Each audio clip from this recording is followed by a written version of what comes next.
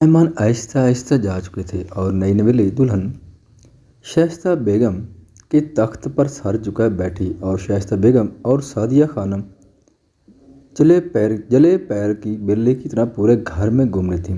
ایسم کو گئے 3 گھنٹے ہو گئے تھے اور اس کا نمبر بھی بند جا رہا تھا۔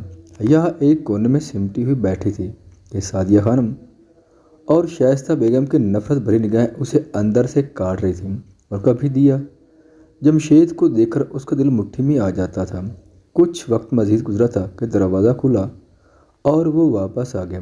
ماتھے پر بکھرے بال اور آنکھوں میں چمکتی نمی اس مسافر کی تکلیف کا پتہ دیتی تھی۔ شائستہ بیگم فوراً سے بیٹی کی طرف بڑھی۔ کہاں تھے میرے بچے؟ ٹھیک ہو نا تم؟ شائستہ بیگم نے کہا۔ دیا جمشید نے جھکی گردن اٹھا کر اسے دیکھا جو آج اس کا ہوا تھا لیکن وہ اس کا نہیں ہو سکتا تھا۔ ٹھیک ہوں ماں، اس نے دھیما سے کہا اور حفظ ہو جانے تک حیا کے چہرے کو دیکھا۔ دیا نے اس کی نگاہوں کا تعاقب کیا تو کئی آنسو اس کے گالوں پر بہہ گئے تھے۔ یہ دیکھتے شائستہ بیگم تیزی سے حیا کی طرف بڑھی تھی۔ کون سے جادو ہیں تمہارے پاس جادوگرنی؟ میرا ایک بیٹا کھا گئے، دوسرا بھی مجنوں بنا پھر رہا ہے تمہارے لیے، وہ چیخی تھی۔ حیا ڈر کر پیچھے ہوئی۔ حیا کو کچھ مت کہے ماں، اس کا کوئی قصور نہیں، وہ پہلی بار ماں کے سامنے بولا تھا اور بولی تھی۔ حیا جہانگیر کے لیے تھا تو شائستہ بیگم کا بھڑکنا بنتا تھا۔ آج بتا دو کس کا قصور ہے؟ اس کا نہیں ہے تو قصور کیا میرے ارحم کا تھا جو وہ مر گیا۔ شائستہ بیگم رونے لگی تھی۔ ماں جیسے بھی مرا لیکن مر گیا آپ کا ارحم، اب آپ اور میں تڑپ تڑپ کر مر جائیں یا حیا کو تڑپا تڑپا کر مار دیں، ارحم نوید واپس نہیں آئے گا۔ آپ چاہتی ہو حیا جہانگیر مر جائے لیکن حیا جہانگیر کے مر جانے سے ارحم نوید واپس نہیں آئے گا بلکہ حسم نوید بھی مر جائے گا۔ شائستہ بیگم کی زبان کو بریک لگی تھی۔ سعدیہ خانم نے ناگواری سے حیا کو دیکھا۔ دیا جمشید کی آنکھوں سے بہتی رم جھم میں تیزی آئی تھی اور حیا تو گونگ رہ گئی تھی۔ اسے اندازہ ہو رہا تھا کہ وہ شاید حسم کو پسند آ گئی ہے لیکن محبت کی توقع وہ نہیں کرتی تھی۔ وہ ان سب کو ایسے ہی چھوڑتا تیزی سے اپنے کمرے کی طرف بڑھ گیا۔ حیا بھی اس کے پیچھے ایک کمرے میں گئی تھی اور سرخ جوڑے میں ایک چاند سی لڑکی چہرہ ہاتھوں میں چھپاتے پھوٹ پھوٹ کر رو رہی تھی۔ تم ٹھیک نہیں ہو حسم، یہ لو پانی پیو۔ حیا نے پانی کا گلاس اس کی طرف بڑھایا تھا جسے اس نے کھینچ کر دیوار پر دے مارا۔ کمرے میں کانچ کے ٹکڑے بکھر کر رہ گئے۔ ہاں نہیں ہوں میں ٹھیک، اور اس کی وجہ تم ہو۔ میں یہ شادی نہیں کرنا چاہتا تھا، وہ جو تم نے چاہا میں آباد آ جاؤں تو سنو میں نے ایک اور لڑکی برباد کر دی۔ وہ کمپٹی سہلاتا کرسی پر بیٹھ گیا اور قریب تھا کہ وہ رو پڑتا۔ سب ٹھیک ہو جائے گا، ہم دونوں اچھے دوست ہیں نا اور ہمیشہ رہیں گے۔ اس نے حسم کے کندھے پر ہاتھ رکھا جسے اس نے فوراً سے پہلے جھٹک دیا۔ ارے نہیں چاہیے تمہاری دوستی مجھے اور تم دوست بالکل بھی اچھی نہیں۔ اگر تم اچھی دوست ہوتی تو اتنے سالوں سے اپنے دوست کی آنکھوں میں پنپتے محبت کے 1000 رنگوں کو دیکھ لیتی، لیکن تم نے تو کبھی یہ بھی نہیں پوچھا کہ سنو حسم، تمہیں کسی سے محبت تو نہیں؟ تمہیں مجھ سے محبت ہے، تمہیں اپنے باپ جیسے بھائی کی قاتلہ سے محبت ہے، کیا تمہیں حیا جہانگیر سے محبت ہے؟ اس نے سوال کیا تھا اور حسم کی سانسیں اس سوال پر رکی تھیں اور نگاہیں بس اس چہرے سے ہو کر روئی تھیں۔ ہاں مجھے تم سے محبت ہے اور محبت ہے، اس نے بربلا اعتراف کیا تھا۔ حیا نے ایک گہری سانس لی۔ وہ جو تمہارے اور میرے درمیان رشتہ ہے کیا تم اسے آگے بڑھانا چاہتے ہو؟ اگر چاہتے ہو تو مجھے کوئی اعتراض نہیں، تم جو چاہو گے وہی ہوگا۔ وہ خلاف توقع اتنے آرام سے بولی تھی کہ حسم نے ٹھٹھک کر اسے دیکھا اور پھر دیکھتا ہی رہ گیا۔ حیا اس کی خاموشی سے مطلب اخذ کرتی دروازے کی طرف بڑھی اور دروازے کی چوٹنی چڑھا دی۔ باہر کھڑی شائستہ بیگم اور سعدیہ خانم نے ایک دوسرے کو دیکھا۔ دیا کسی ہارے ہوئے مسافر کی طرح لڑکھڑاتے قدموں سے اس کمرے کی طرف بڑھ گئی جسے آج کے دن سجایا گیا تھا اور صرف اس کے لیے سجایا گیا تھا۔ حیا نے دروازہ بند کرنے کے بعد گلے میں ڈالا دوپٹہ اتار کر صوفے پر پھینکا اور کلپ میں لگے بال کھول دیے۔ حسم حیرانی سے اسے دیکھا۔ وہ کیا کر رہی تھی یا کہہ رہی تھی اسے سمجھ نہیں آ رہی تھی۔ تمہارے اور میرے درمیان جو رشتہ ہے میں اسے آگے بڑھانے کو تیار ہوں، اگر یوں تمہاری خوشی ہے تو میں انکار نہیں کروں گی۔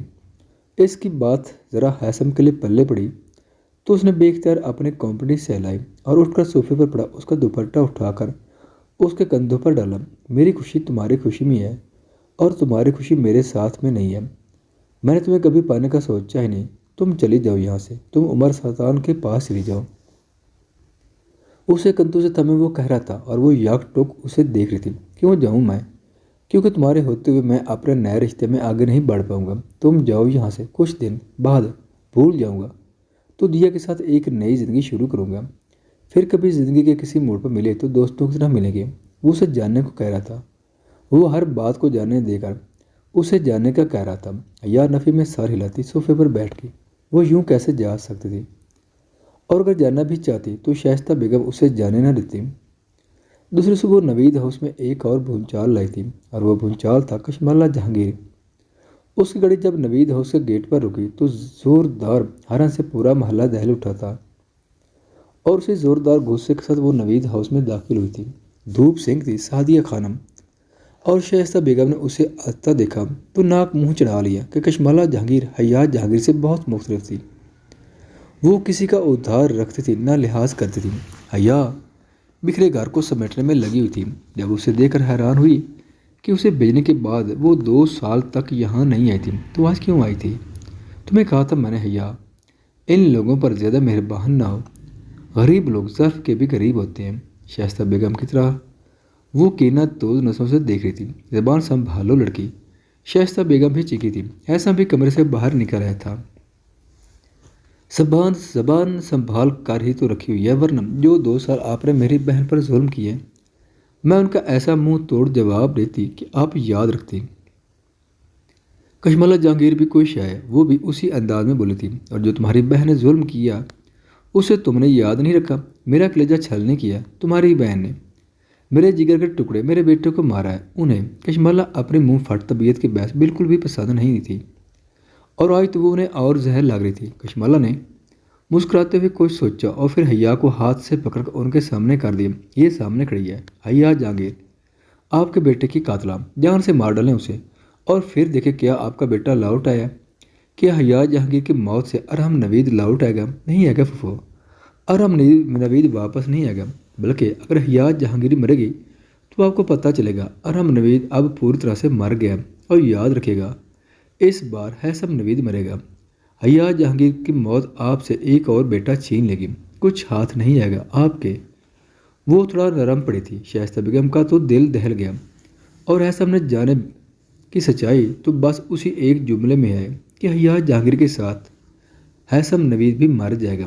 کشمالہ کیوں آئی ہو تم حیا؟ پلیز جاؤ یار۔ حیا نے اسے کھینچا تھا، مگر وہ ہاتھ چھڑا کر دیا کی طرح بڑھی اور سر تا پیر اس کا جائزہ لیا۔ سرخ لباس کی جگہ اب سادہ سا سوٹ تھا، اور کندھوں پر شال اوڑھ رکھی تھی، مگر آنسوں کے نقوش واضح تھے اور آنکھیں سوجی ہوئی تھیں۔ تو تم اس شائستہ نوید کی چہتی اور نہیں بہو، اپنی ساس کے ساتھ تم بھی تو نفرت بھر کر آئی ہوگی یہاں۔ محبت محبوب سے جڑی ہر شے سے محبت کرواتی ہے، اور مجھے محبت ہے حیثم نوید، بے تشا محبت، اور میں پھر ایک ایسی لڑکی سے نفرت کیسے کر سکتی ہوں جس سے میرا محبوب بے انتہا محبت کرتا ہے؟ میں تو حیثم کی محبت کا ادب کرتی ہوں اور اس سے بھی زیادہ حیا کرتی ہوں۔ اس کا لہجہ کشمالہ کی توقعات سے یکسر مختلف تھا۔ حیا کو اپنا آپ مجرم لگا تھا، اور حیثم نگاہیں چرا کر رہ گیا۔ کچھ سیکھ لے اپنی بہو سے پھوپھو۔ چلے خیر، آپ سیکھتی رہی گا، ابھی حیا پیکنگ کرو فٹافٹ، میں تمہیں اپنے ساتھ لے کر جاؤں گی۔ کشمالہ کی بات پر شائستہ بیگم کی آنکھوں سے انگارے نکلنے لگے تھے۔ حیثم نے نگاہیں چپکا دی۔ کیوں جائے گی یہ؟ شائستہ بیگم نے کہا، کیونکہ کوئی منتظر ہے اس کا، خوشیاں منتظر ہے حیا جہانگیر کی۔ وہ مسکرائی تھی۔ حیا کی آنکھوں کے سامنے عمر سلطان کا وجود گھما۔ شائستہ بیگم نے رولا ڈال دیا، اور پھر کشمالہ کی لاکھ کہنے پر بھی حیا جاننے کو تیار نہیں ہوئی۔ اس نے کہا تھا وہ اس گھر سے جائے گی، اور تب جب سب مان لگے کہ وہ قاتلہ نہیں ہے۔ 2 ماہ بعد، وہ اوائل اپریل کے دن تھے۔ موسم کی ٹھنڈک کم ہو رہی تھی اور حدت بڑھتی جا رہی تھی۔ موسم بدل چکا تھا، لیکن نوید ہاؤس کے حالات ویسے ہی تھے، نہ کچھ بدل سکتا تھا اور نہ ہی بدلا۔ حیثم اپنے اور دیا کی شادی کے دوسرے دن ہی واپس اسلام آباد چلا گیا، اور اب پورے 2 ماہ بعد لوٹا تھا۔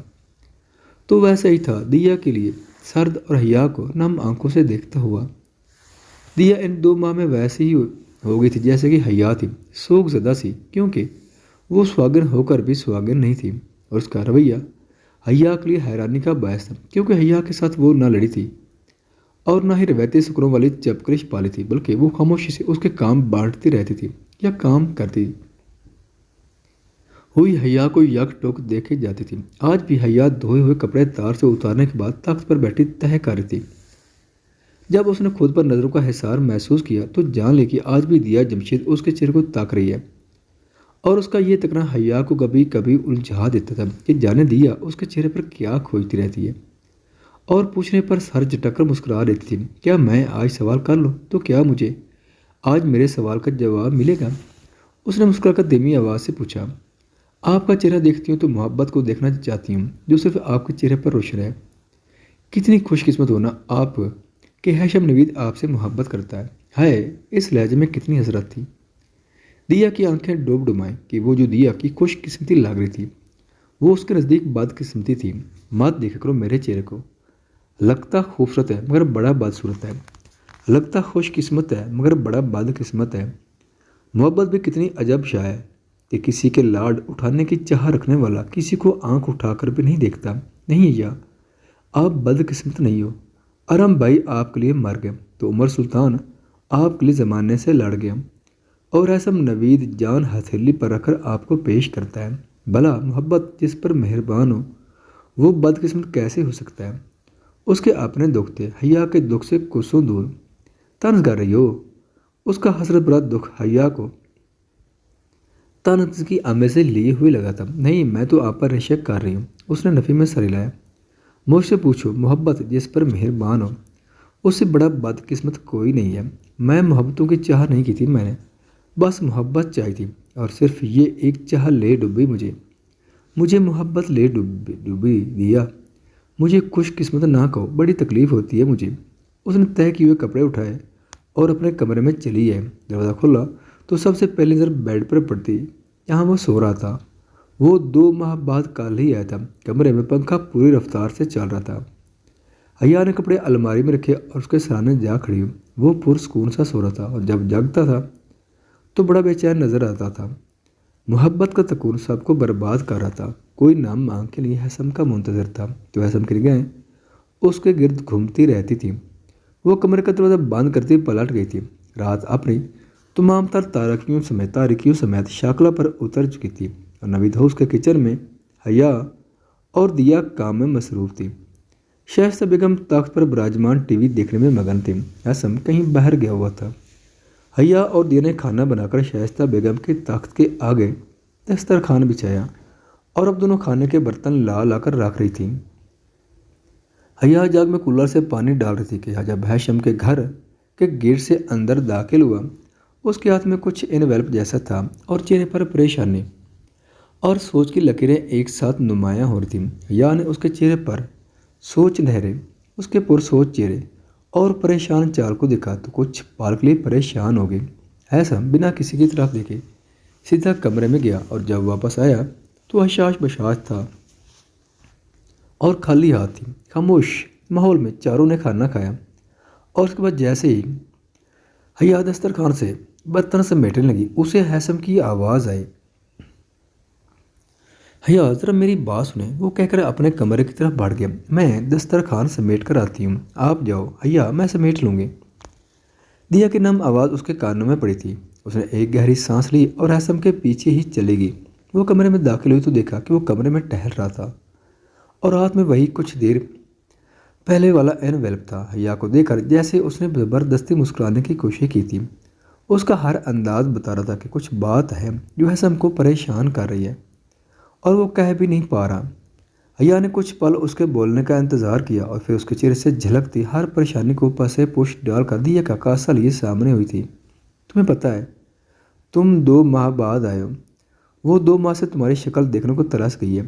تم سے شادی کی بعد میں 1 سال بعد آیا تھا، کیا تم بھی میری شکل دیکھنے کو ترس گئی تھی؟ وہ الٹا استفہامیہ ہوا تھا۔ مجھے اور دیا کو کمپرومائز نہ کرو، وہ تم سے محبت کرتی ہے۔ وہ ذرا غصے سے بولی تھی، یہی تو کم محبت کا مسئلہ ہے، ہمیں جس سے ہوتی ہے اسے ہم سے محبت نہیں ہوتی۔ دیا کی آنکھوں سے بہتا دکھ ہیثم کے لہجے سے جھلکنے لگا تھا۔ وہ تمہاری بیوی ہے، تمہاری ماں کی پسند ہے، آئی ہوئی ہے، کسی قطر کے بدلے نہیں آئے۔ وہ حیا نے دیا کی وکالت کرنی چاہیے، اسی دیا کا دکھ پریشان کرتا تھا۔ تم بھی بیوی ہو، میری پسند ہو تم، اور وہ جو ایک دوسری آئی ہے نا وہ میرے دل کے قتل کے بدلے آئی ہے۔ عجیب دکھ ہے، ذرا سا انسان بدل دیتے تو ایک جیسے تھے۔ نکلو تم کمرے سے، حیا نے دو ٹوک انداز میں کہا تو وہ حیرانی سے اسے دیکھنے لگا۔ کیا؟ میں نے کہا نکلو میرے کمرے سے اور باہر جا کر تخت پر بیٹھو۔ ابھی وہ چائے بنا کر دے گی تو پی کر اس کے کمرے میں چلے جانا، اور جب تک یہاں ہو میرے کمرے کے پاس بھی نظر نہ ہو مجھے۔ وہ سخت لہجے میں بولی۔ اچھا چلا جاتا ہوں، پہلے کچھ دکھانا ہے تمہیں، دیکھ لو پھر چلا جاؤں گا، کیونکہ اس کے بعد تمہیں رونے کے لیے تنہائی درکار ہوگی۔ اس نے انویلپ کھولا تو اس کے اندر سے لکڑی کا بنا ایک خوبصورت کارڈ نکلا۔ حیا نے نہ سمجھی سے اس کے ہاتھ میں موجود کارڈ کو دیکھا، جسے اس نے کھول کر حیا کی طرف بڑھا دیا۔ حیا نے نہ سمجھی سے اسے پکڑا، لیکن پھر اس کا ہاتھ کانپا تھا اور آنکھیں ساکت ہوئی تھیں کہ اس پر لکھے لفظ کاٹ کر لے گئے تھے اسے۔ کشمالہ جہانگیر ویڈس وتھ عمر سلطان۔ وہ لڑکھڑائی تھی اور پھر اس کے ہاتھ سے کارڈ چھوٹ کر کارپیٹ پر جا گرا۔ آنکھوں کے سامنے یکدم اندھیرا چھانے لگا اور دماغ میں ماضی انگڑائی لے کر اٹھنے لگا تھا۔ دل میں محبت کی میت پر بین سنائی دیے اور بے یقینی نے آنکھوں سے آنسو بہا دیے۔ اس نے پھٹی پھٹی آنکھوں سے حسم کی طرف دیکھا، جس کی اپنی آنکھیں حیا کی تکلیف پر نام مور تھیں، لیکن حیا کو یہ سب سہنا تھا، خود ہی برداشت کرنا تھا۔ وہ اسے روتا ہوا چھوڑ کر کمرے سے نکل آیا اور شائستہ بیگم کے ساتھ تخت پر بیٹھ گیا۔ دیا اسے چائے کا کپ پکڑا کر حیا کے کمرے کی طرف جانے لگی تو اس نے روک دیا۔ وہ اس وقت چائے پینے کی پوزیشن میں نہیں ہے، دیا سمجھی نہیں تھی۔ وہ ابھی تھوڑی دیر پہلے ٹھیک تھی تو اچانک پوزیشن خراب کیوں ہو گئی؟ اسبات میں سر ہلاتے وہ چائے لینے واپس کچن میں چلی گئی اور حسم کی نگاہیں دروازے پر ٹھہر گئیں۔ وہ وہاں بیٹھے ہوئے بھی جان سکتا تھا کہ اندر وہ ہچکیوں سے رو رہی ہے۔ محبت سے ہوئی نفرت ہے تیری بے وفائی سے، شکستہ دل ہوا ہے میرا تیری یوں جدائی سے، نہیں ہے حوصلہ مجھ میں کسی سے اب محبت کا، کہ ڈرتا ہوں میں دوبارہ کسی بھی جگ ہنسائی سے۔ وہ گھٹنوں میں سردی کعب سے ایک ہی پوزیشن میں بیٹھی تھی۔ آنکھوں سے بہتا سمندر خشک ہو چکا تھا اور اب اسے وہ تمام وعدے یاد رہتے جو اس سے کیے گئے تھے۔ عمر سلطان نے کہا تھا حیا تم سے بچھڑوں گا تو مر جاؤں گا، اور کیا ہی سچ کہا تھا مجھ سے۔ بچھڑ کر میری ہی بہن پر مر مٹے۔ اس کی سرگوشیں کمرے میں گونج رہی تھیں۔ اب مجھے آ کے دیکھو، میں زندہ تو ہوں مگر کیسی حالت میں، ایک سانس لیتے وجود میں مر چکے دل کے ساتھ ہوں میں، اور تم جو کہتے تھے تم چھوڑو گی تو خودکشی کر لوں گا، اور اب تم نے مجھے ہی مار ڈالا۔ میں لڑ رہی تھی حالات سے کہ یہ کبھی تو سازگار ہوں گے اور ہم ملیں گے، لیکن تم نے تو اچھے وقت کا انتظار ہی نہیں کیا، تم نے اپنے لیے اچھا وقت خرید لیا۔ اس کی دھیمی آواز پش بھر کو اونچی ہو جاتی اور پھر وہ دوبارہ آہستہ آہستہ شروع ہو جاتی۔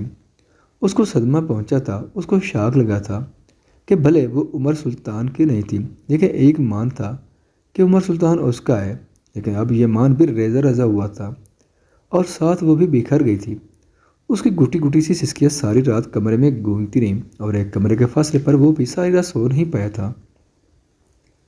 شائستہ بیگم کے تخت پر لیٹا وہ رات بھر اس کی سسکیوں سے بے چین رہا تھا، لیکن وہ اسے جا کر چپ کروانا نہیں چاہتا تھا۔ وہ اسے سارے دکھ آنسو بہا دینا چاہتا تھا کہ وہ ہمت پکڑے، اور اس ہمت کے ساتھ وہ کشمالہ جہانگیر اور عمر سلطان کی شادی میں شریک ہو۔